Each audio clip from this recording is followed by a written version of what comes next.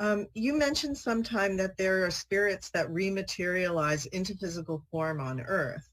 What is the longest time a spirit has remained physical on Earth after dying, and was this spirit human, animal, or plant? I'm not allowed to tell you about that at this particular point. Okay. Um, all right. And you've said that cats communicate with elementals. Very often, yeah. When do cats learn to speak to elementals? Is it instinctive from birth?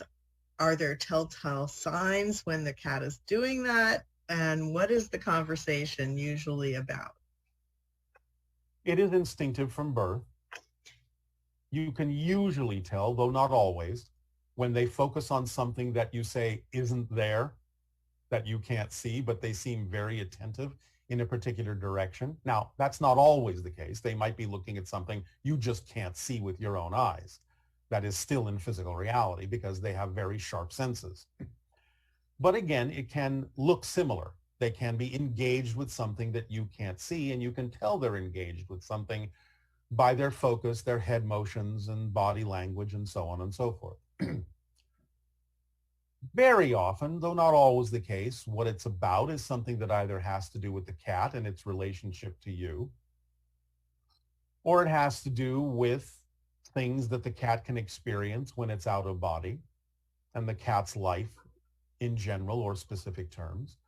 But a lot of it will usually have to do with things that are going on in the life of the human and the cat and the relationship between them and how that might progress and evolve to including the elemental in some way, shape, or form that can be of assistance to the lives of the humans and the cats, and other animals participate in this as well. It's not just cats.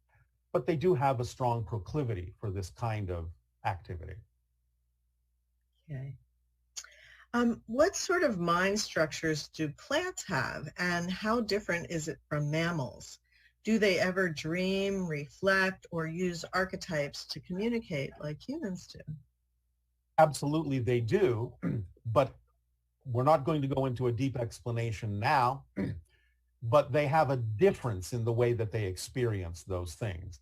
It's a different form of reflectivity. It's a different experience of an archetypal connection. But we will go into that at some other point in more detail. But yes, they have all those things, just different. Do you want to comment at all on this cryptid that is called Dogman? Not at this time. Okay, and from your point of view, what is the relationship between power animals and sacred plants, as in shamanism, and humans? Who are they, and how can we develop a stronger and healthier connection with them? Sacred animals are animals. Sacred plants are plants. Every plant has a sacred aspect. Every animal has a sacred aspect. Every human has a sacred aspect. It's more about the level from which the shaman is experiencing a relationship with those animals, those plants, or those other people. Because coming from a higher level, a shaman can see and perceive different levels of those beings, no matter what they are.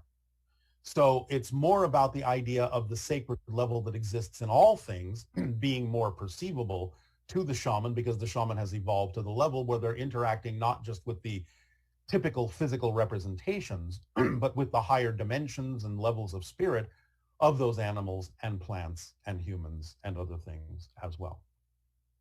Okay. Thank you. Are there tones, pineal tones, that help with balancing our mind and also could have other effects with the pineal gland? Yes, and we will discuss this concept at another time as well, but the short answer is yes. Okay. Okay, so on to some ET galactic type questions that we have. Yeah. If someone passes to the other side of a black hole, what will they see? Depends on the black hole, because there can be black holes that are tunnels to other points in space-time. There can be black holes that are portals to other realities, other universes altogether. It depends on the type of black hole. So these sounds, I think they just recently came up with a recording of the sound of a black hole. Was that Well, the accurate? sound, in a sense, is a reconstruction of the idea of the perturbations that exist within the space-time field as you recognize it in your terms. So it's the fluctuations in the space-time field, the gravitational fields, the fields of consciousness that are being interpreted in your terms to create a sound as you understand sound. What you're basically hearing is a representation of fluctuations in space-time. And what would happen if a person went to the end of the universe and left it? What would they see? I know it's going to be vary, but Again, you're assuming, first of all, there is an end in the right. classic sense to the universe, but we understand the context of the question. It depends. Again, you might see another universe. You might not even know you've crossed from one to another. The end may be apparent and it may not be. It just depends. Again, this requires a deeper conversation, but the general answer is it depends. Okay. And are there any spacefaring ETs who are basically life-size animated plants? In a sense, yes.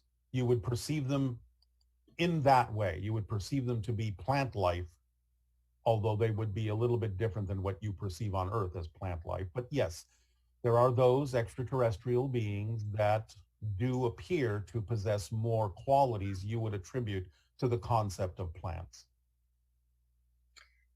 What about situations where someone has taken something that elevates their frequency, some sort of hallucinogenic or plant-based idea, and they experience things like communication with DNA and things like that?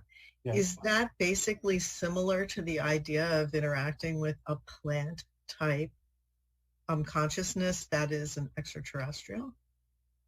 Well, yes, because it can be a reflection of dealing with the consciousness of a plant that is terrestrial and therefore may cross into the idea of communication with an extraterrestrial type plant as well. So they can deliver information from that microscopic level in a sense also.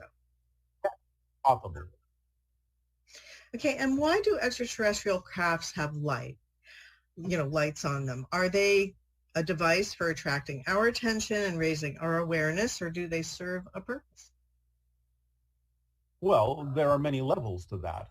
Many craft have lights in the same way that your cars have lights. Remember, it's dark out in space. Therefore, the lights help to identify what's there. But a lot of the so-called lights are not lights as you understand them. They're expressions of energy. So they can be representative of many different things that are not necessarily physical lights in the way you understand the technology. It may be the manipulation of energy that has a light as a side effect.